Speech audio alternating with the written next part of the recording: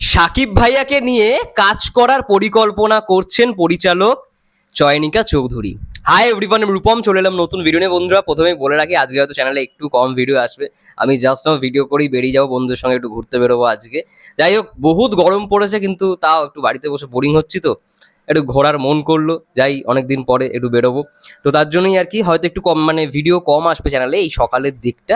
আমি যেটুখানি ভিডিও করে গেছি সব স্কেডিউল করাই রয়েছে। যাই হোক, এখন আমরা কথা বলতে এসেছি চয়নিকা চৌধুরী ম্যামের একটা ইন্টারভিউ দেখলাম। আগে শুনে নেওয়া যাক তিনি কি বলছেন মেগাস্টারকে নিয়ে কাজ করার পরিকল্পনা, তিনি কি বলছে একবার আমি দেখে নিই, চালিয়ে নিই, তোমাদেরকে শোনাচ্ছি। চলো। বলেছিলেন ভালো একটা রোমান্টিক গল্প রেডি করার জন্য। সমস্ত হলে মানুষ দেখছে, টিকিট পাওয়া যাচ্ছে না। শাকিব খান আমার এদিক থেকে নিশো বিশাল একটা ঘটনা ছিল। বরবাদে শাকিব খানের কোনো তুলনাই নেই। শাকিব খান হলো সেই জিনিস যাকে টাকা দিয়ে কিনে হলে গিয়ে দেখতে হবে। তিনি একজন মানে আমাদের দেশের সবাই তো বলছে যে superstar, mega superstar, global star. আমি বলবো যে তিনি ইন্টারন্যাশনালি, মানে আমার দেশের যে কি শাকিব খান আছে, আমি প্রাউড ফিল করি। ওনাকে নিয়ে পরিকল্পনা ছিল। বসুন্ধরা ডায়মন্ড এখন আরো উন্নত। এই হলের প্রোডাক্ট কিন্তু শ্বশুরবাড়ির এখনো মনে মনে আছে, কিন্তু ওনাকে নিয়ে তো কাজ করাটা একটা স্বপ্নের ব্যাপার, কারণ ওনার সাথে এখন অনেক কিছু জড়িত। যেমন ওনার একটা ভালো একটা, ওনাকে নিতে হলে একটা ভালো প্রডিউসার লাগবে। তো সবার ভাগ্যে তো আর ভালো প্রডিউসার হয় না, সো এটা একটা ফ্যাক্টর। তবে মানুষের তো আশা থাকে, স্বপ্ন থাকে। ভালো একটা গল্প হলে উনি আমাকে বলেছিলেন ভালো একটা রোমান্টিক গল্প রেডি করার জন্য। সাকিব ভাইয়া বলেছিল রোমান্টিক গল্প রেডি করবার জন্য। ওনার সাথে যায়, সেরকম করে যদি কোনোদিন গল্প রেডি করতে পারে অ্যাটলিস্ট, তখন ওনার সামনে গিয়ে অবশ্যই দাঁড়াবে। না, আমার এবার কোরবানি ঈদের সিনেমা আসার কথা ছিল, কিন্তু আসেনি, কারণ আমার গতবার সেপ্টেম্বরে হলে আমার সিনেমার শুটিং এ যাওয়ার কথা ছিল, কিন্তু সবকিছু মিলিয়ে আমরা যেতে পারিনি। এবার ইচ্ছা আছে আমরা বছরের শেষে আমাদের শুটিংটা আমরা শুরু করতে চাই। সবকিছু ঠিক থাকতে শুরু করবো, যদি শুরু করতে পারি তাহলে আগের বছর কোরবানি ঈদে হয়তো চয়নিকা চৌধুরীর সিনেমা দেখা যাবে।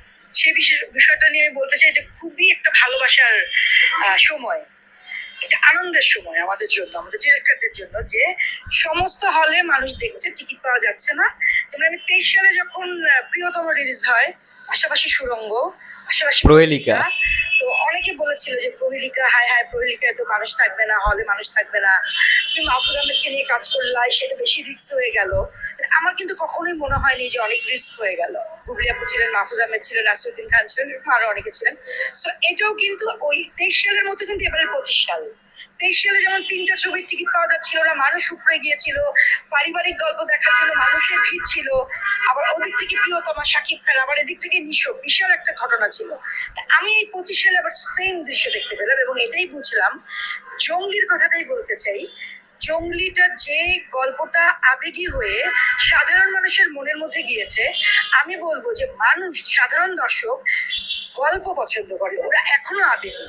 আমরা বাঙালি, আমরা যে বাংলাদেশে বাস করি, যারা আমরা দর্শক, তারা এখনো আমরা কিন্তু আমাদের আবেগগুলো, আমাদের মা বাবা সন্তান, এই আবেগগুলোর থেকে আমরা এখনো চলে যেতে পারিনি। এই আবেগগুলো এখনো আমাদের মধ্যে আছে। পাশাপাশি বলবো, বরবাদে শাকিব খানের কোনো তুলনাই নেই। তিনি হচ্ছেন আরিয়ান মির্জা।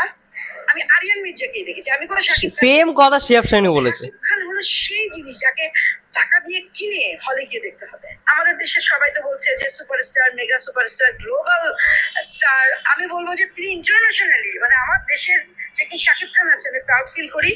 তিনি একজন অভিনেতা শাকিব খান। একদম একদম ঠিক কথা বলেছে। যাক, খুব ভালো লাগলো। ম্যামকে কিন্তু আগে সাকিব ভাইয়া রোমান্টিক গল্প লেখার জন্য বলেছিল, এবং ম্যাম যে কথাগুলো বললো একেবারে ফ্যাক্ট, একদম ট্রু। ভালো প্রডিউসার লাগবে প্রথমত। সাকিব ভাইয়াকে নিয়ে কাজ করলেই তো হলো না, একজন ভালো প্রফেশনাল প্রডিউসার, রিয়েল এনার্জির মতো প্রফেশনাল একটা প্রডিউসার টিম লাগবে, একটা প্রোডাকশন হাউস যাদের একটা ভালো টিম রয়েছে। এবং তিনি পর্যন্ত এই কথাটা বললো বরবাদ দেখার পর, যে আমি আরিয়ান মির্জাকে দেখেছি, আমি কিন্তু শাকিব খানকে দেখিনি। একজন ভালো অভিনেতাকে দেখেছি ভাই, সে অভিনেতা। এটা হচ্ছে সব থেকে বড়, বিশাল বড় ব্যাপার। চয়নিকা চৌধুরীর আমি একটাই সিনেমা দেখেছি, সেটা হচ্ছে প্রহেলিকা। যখন ওটিতে এলো তখনই আমি দেখেছি, যখন প্রিয়তমার সঙ্গে অনেকগুলো সিনেমা এসেছিল। প্রিয়তমার সঙ্গে যে কটা সিনেমা এসছে আমার ম্যাক্সিমাম সব কটাই দেখা হয়ে গেছিল। কিন্তু প্রিয়তমার পরে অবশ্যই সুড়ঙ্গকে রাখবো, সুড়ঙ্গর পরে অবশ্যই আমি প্রহেলিকাকেই রাখবো। সেই দিক থেকে অসাধারণ একটা সিনেমা, যেরকম ওই নাসিরুদ্দিন স্যারের অভিনয়, মাহফুজ স্যারের অভিনয়, তার সঙ্গে সঙ্গে বুবলি আপু, মানে ফ্যাবুলাস একটা সিনেমা।